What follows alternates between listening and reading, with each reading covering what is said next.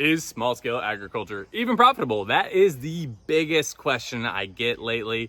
And I know in the common day, it's thought, it's get big or get out. And while there is definitely elements of truth to that, I don't think opportunities are completely gone in the small farm sector. So we're going to get into it. We're going to discuss if it's profitable, can it be profitable, things to consider, things to maybe tweak and do differently to make it more viable. So this is a great video if you haven't started your farming enterprise yet, or even a good video if you have and you're looking to make some changes or trying to just get some different feedback on what you're doing. Okay, so a little background on me, if you don't know me yet. My name is Austin, and I am not a full-time farmer at this current moment. And you're probably like, what makes you qualified to talk about this? Well, I think I'm more qualified than probably most people, because my story is I went from a full-time corporate marketing job into running a cut flower farm full-time.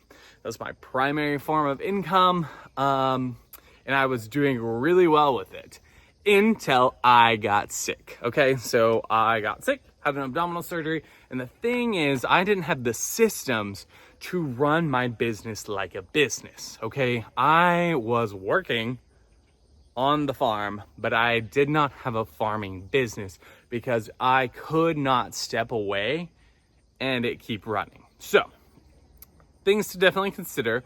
But since then, since getting sick, I ended up closing my entire flower farm and went back to corporate marketing. And while I'm thankful and I love my job and it's provided me a lot of opportunities, the goal, I think, moving forward is actually to move back into farming, but not on a full-time scale.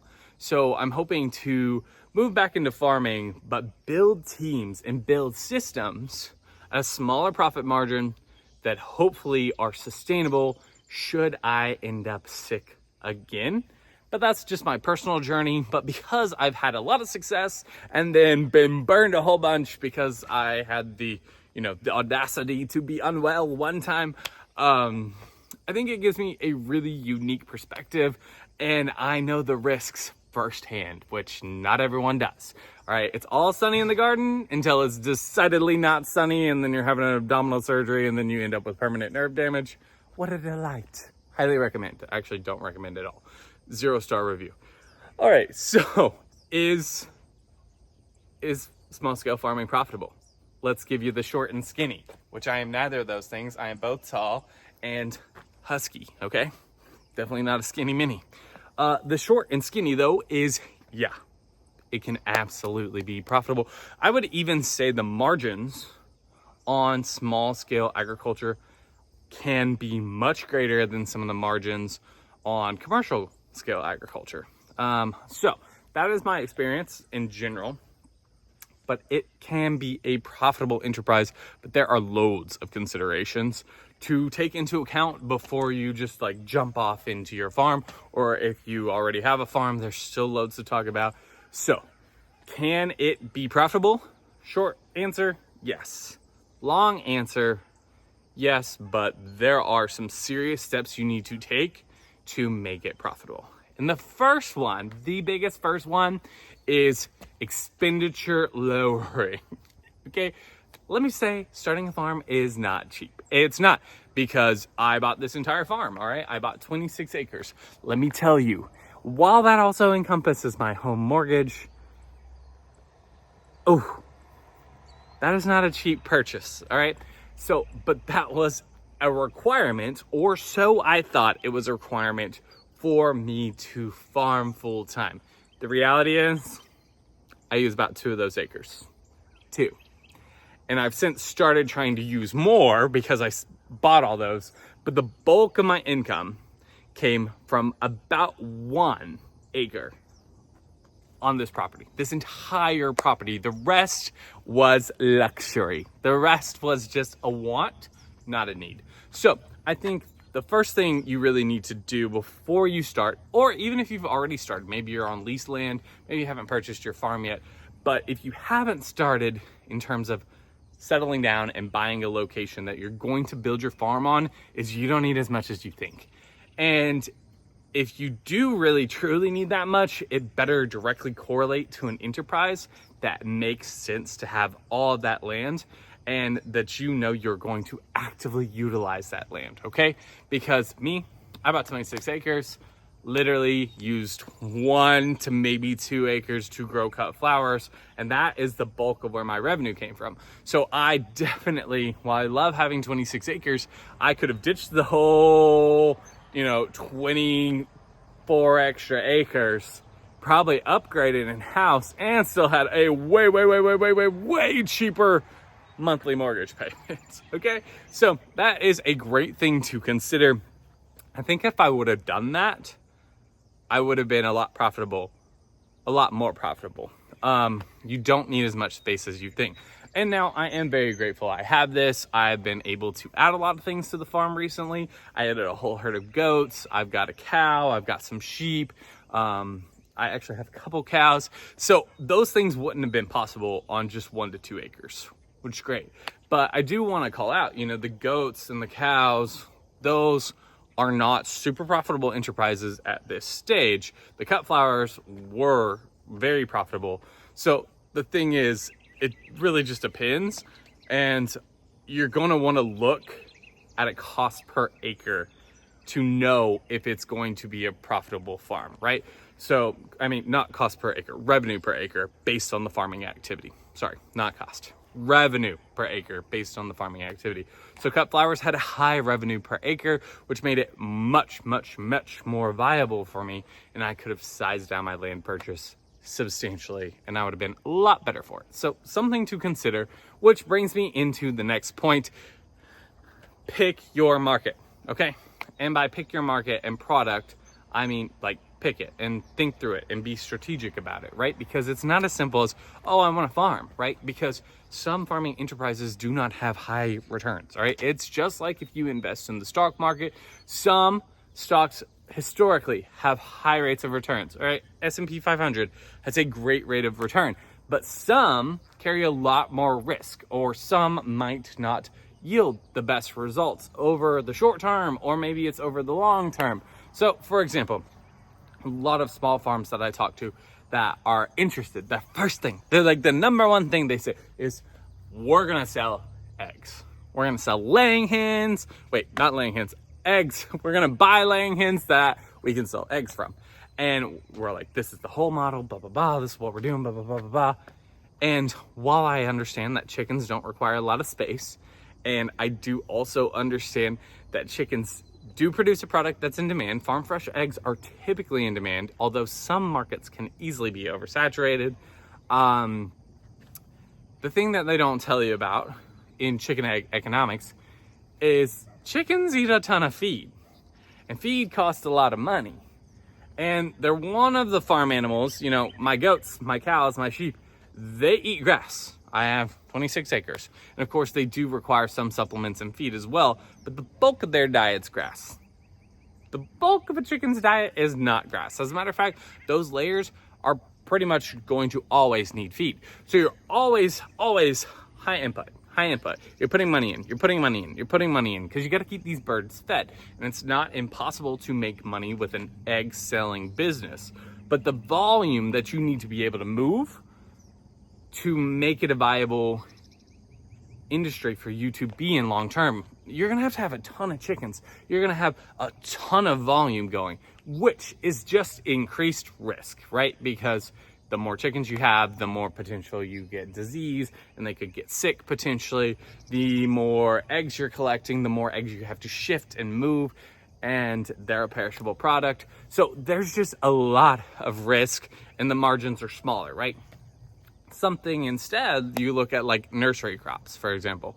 Not necessarily a traditional agricultural model, but people are growing trees, little seedling trees. They're growing from this big up to this big.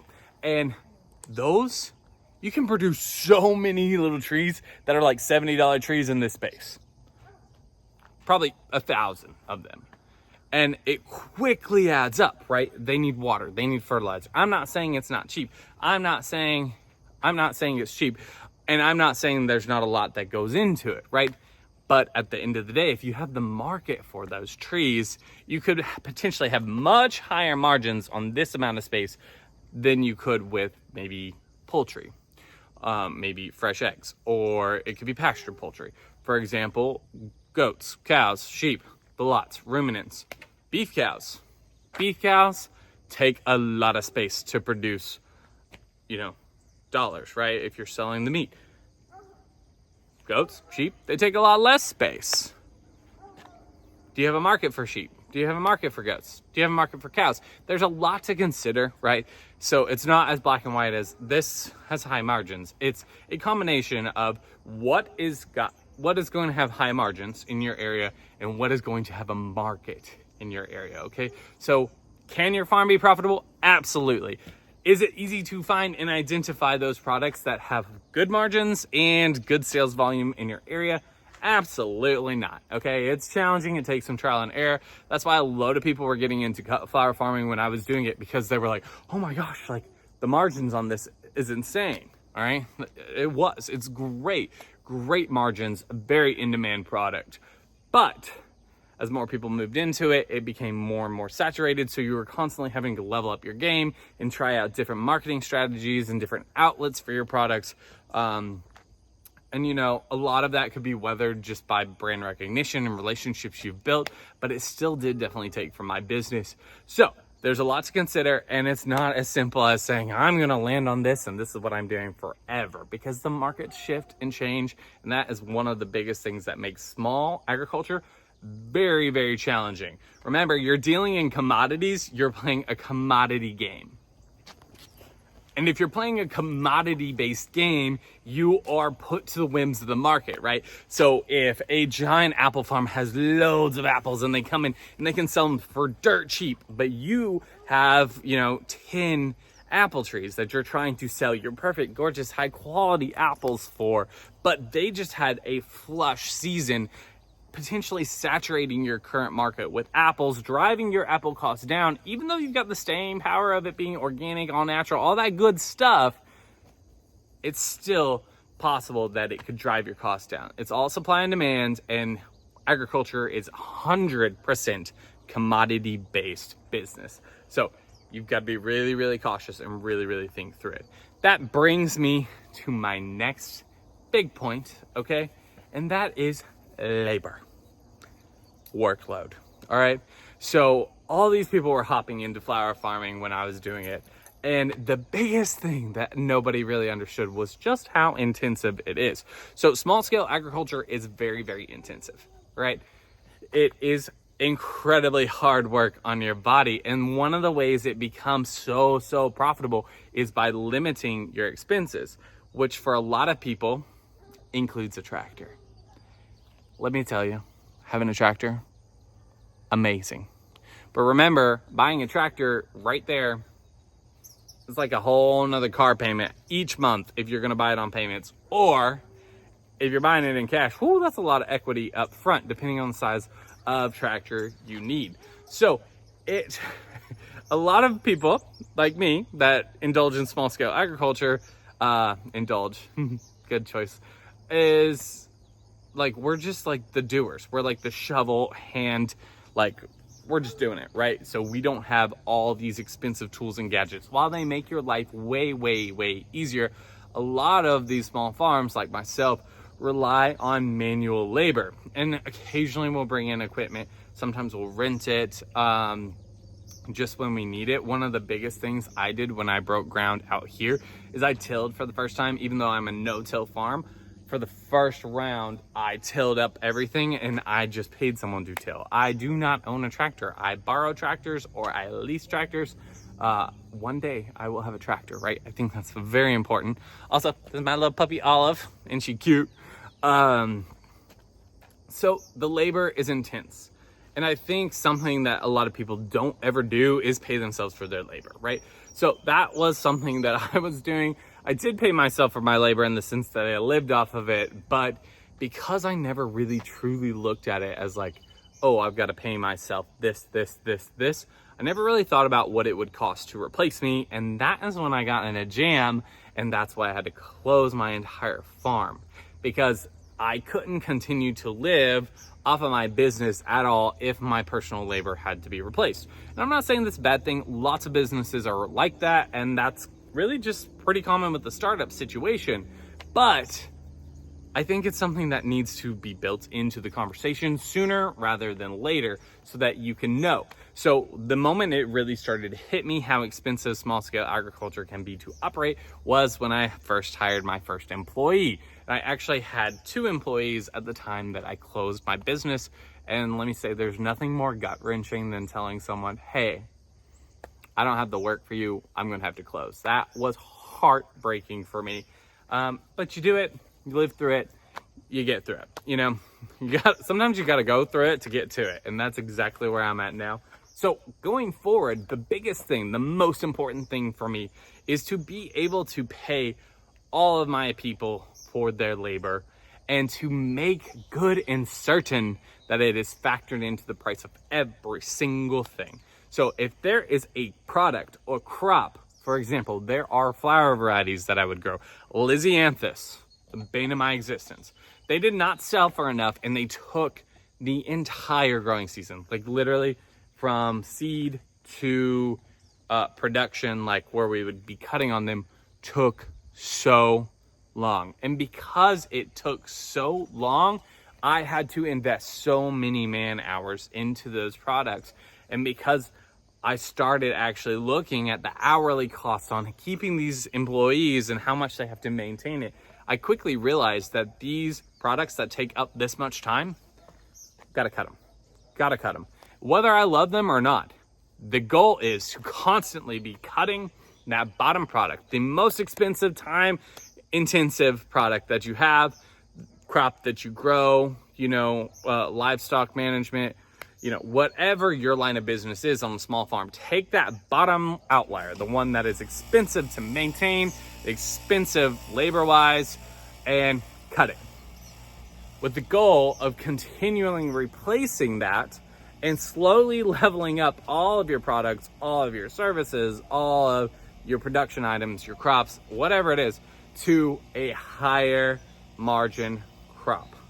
So I would rotate out my flowers basically every season. The bottom 3 performers, the ones that didn't drive the most money, didn't thrive, and took up the most amount of time, got cut and removed from my farm. And next year we tried some new crops, right? And some of those made it, some of them might not have made it, but you do that. You continually do that season after season, and you end up with some really great optimized revenue streams that are going to be cheaper to produce, and you're gonna know how to do it, and you're gonna know you can afford to do it. And then you, as the farm owner, can rest assured whether you're able to be out there in the field or not. So like, I'm all for being out in the field. Go out in the field, work with your people, and put yourself on payroll, but be able to know that you can pay to backfill a portion of your role, particularly the field labor, at some point, just in case you need to. Last but not least, this is maybe a biggie for me. I think something that we hear a lot about in the small farm agricultural industry is diversify.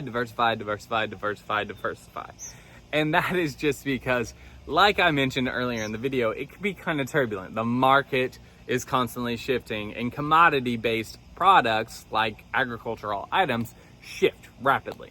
And I know we don't think of them as commodities because we're just growing a couple bell peppers, but the thing is, on a larger scale, they are commodities, right? People either want them or they don't want them. There's either a surplus of them or not enough of them, which makes the price do this, right?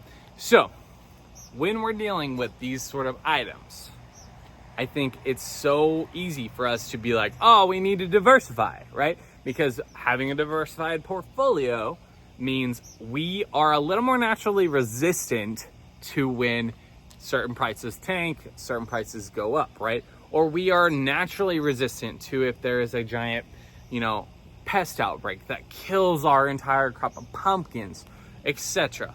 And I do believe that diversifying is important, but something I want to caution, okay? I think that it can be a distraction, right? So know what you do and do it well. So do not diversify too quickly. Do not put in 17 different revenue streams up front and think this is gonna all work, okay? So for example, I just got a goat herd, right? I am not planning on this goat herd being the most profitable venture. I am planning on them making some money at some point, which is great. So excited for that. But I'm not planning on them being incredibly profitable. But I also added them knowing what it takes to run a full-time flower farm.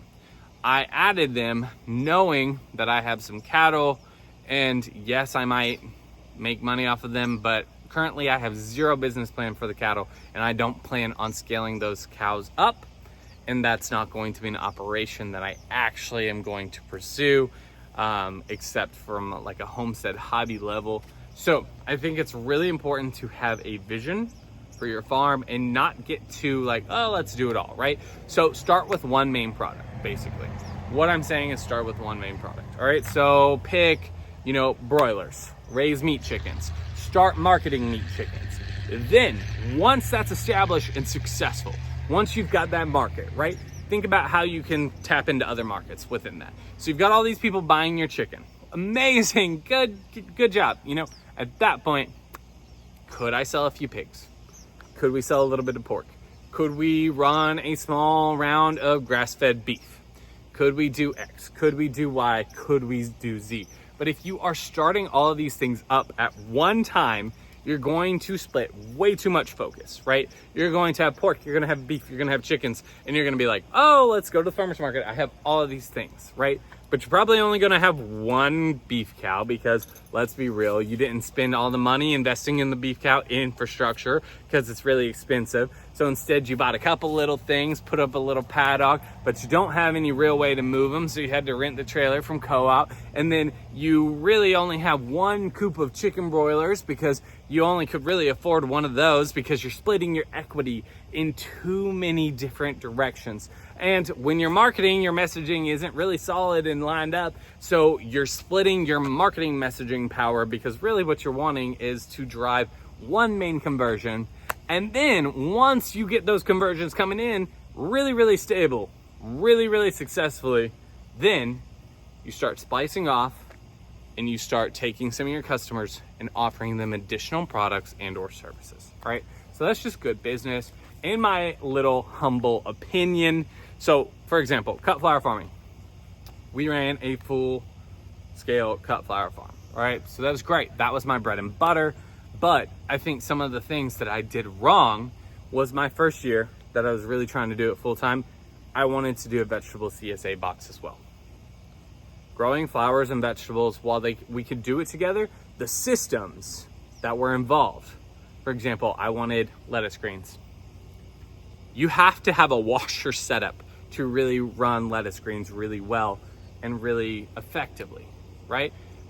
Cut flowers, what I really needed was a cooler. So by kind of trying to split this, I ended up with like a fridge setup that had like a conversion over to a cooler and then just like a bigger south. It was not the best, right? It split my equity too much. I did not have the bandwidth. I didn't have the knowledge and the know-how to focus on all these different, ventures. And I ended up not delivering. I was trying to create like a little vegetable CSA box and I had about 9 little people set up, 9 amazing people that never got the vegetable box. And that is not good business, right? That is the antithesis of a good business model, right? Always under promise and over deliver. And I didn't do that. I under promised and under delivered.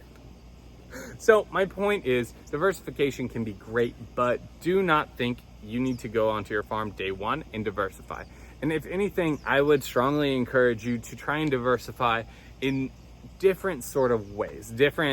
So I think one of the biggie that comes to mind is agritourism. So agritourism is always popping off. It's always showing up. And that's because they have different revenue streams that are being driven to their farm outside of their agricultural goods and products, right? People are willing to pay for experiences. They're coming to the farm to hang out, spend time. And that's a really, really powerful revenue stream. So if you have a really bad, tough agricultural season, you potentially still have revenue coming to your farm that is not tied in with that. So basically, something that I would consider is looking for diversified ways to make additional income off of your farm that don't rely on the same natural resources. So for example, I think it's great to diversify in the sense that like you might have beef cattle and sheep and pigs. Great, cool. But those sheep and those cows are going to compete for the exact same natural resources on your property. They're going to compete for the same grass. So be prepared to understand that if you're in a drought season, you're going to have to feed more hay because you have more livestock that are going to need those same resources, etc. So lots to consider. Same thing with like if you're going to be a market gardener and you've got a space of fertile grounds and you want to grow cut flowers and vegetables, those things are going to compete for the same fertile ground space. Okay, so when you're trying to diversify, try and look in different areas in different ways that require different resources. For example, one of the big things I wanted to do on the flower farm is I wanted to grow more woody perennials. So I'm talking like willow canes, etc., that could tolerate a lot of moisture because I live on a river property and I have some boggy areas that I knew I would never be able to grow flowers in. So if I could plant those willows in those areas, I could likely grow some really profitable crops that are adjacent to my industry. So it shouldn't be much harder to get people to buy those products, but they used completely different resources and would offer a completely different revenue stream. So that is a little tip on diversification. Of course, there are so many more things I could talk about when it comes to market gardening. Hi, Olive. You want to get in the camera? Come on. Hello, hi, Moose. Yes, I'm a big dog person. Of course, there are so many more things we could talk about when it comes to having a profitable farm, but I think the big takeaways is you absolutely can do it, right? There are a lot of different profitable crops, different profitable ventures that make a ton of money on small farms. Like, it is 100% doable if you can keep the costs low, if you understand the systems, if you diversify properly and not too soon, and if you can make sure you're accounting all the factors like labor and all these true hidden costs that a lot of times people don't see. And that includes your labor. So it can be very, very profitable. You just have to factor in a lot of these different things, right? So for me, going forward, because I'm in the rebuilding stage, and I think that's one of the things that kind of makes this video cool, is I have failed, right? I failed because I didn't put the systems in place, right? So I have a load of knowledge and I have a load of great ideas and I had a great market. So I identified a good market, was able to sell to that market. I started diversifying within that market. I think that's great. I started diversifying on my property, utilizing my natural resources differently. Also great. I kept my costs low. I did not have a ton of overhead. I spent most of my time field growing and no greenhouses because greenhouse space was expensive. I cut out tractor usage, instead used manpower, which kept my cost even lower. But what I did not do was factor in systems and operations so that if something were to happen to me, my business could keep running smoothly. And that's because I'm young and I'm naive, and I'm not young anymore, but I was young. I am definitely not feeling young these days. But I didn't think anything was gonna happen to me like that, right? I did not think that that was gonna happen. So you need to have a little bit of a risk aversion mindset going into it, knowing that it's a really challenging industry and you need to be as prepared for it as possible. But can you do it? I absolutely think so. So moving forward, I am rebuilding my farm, rebuilding systems. I have a lot of diversification plans, but I'm starting small, and my entire goal is to sacrifice a little bit of my growing margins on the upfront, knowing that my labor costs are gonna be a little bit higher, with the goal of me being able to step out at any point and just manage the business and not be an active farmer, an active field worker. And that is a hard thing to achieve and a hard thing to do, but that's where we're gonna try and go with it. So as always, like, subscribe, follow, hit that little bell so you get notified. I'll post some videos because I'm going to be documenting a lot of this rebuild journey. And I don't know, it could go great, it could go horrible. Nobody knows, but I want you along for the ride. So thanks for watching this video, and share it with a friend if you don't mind. Leave a comment, tell me what your experience is growing on a full-time scale, farming, and what you think the most profitable industries are in the small agricultural sector. Because let me tell you, we got it, we don't have to get big, but we got to get smart.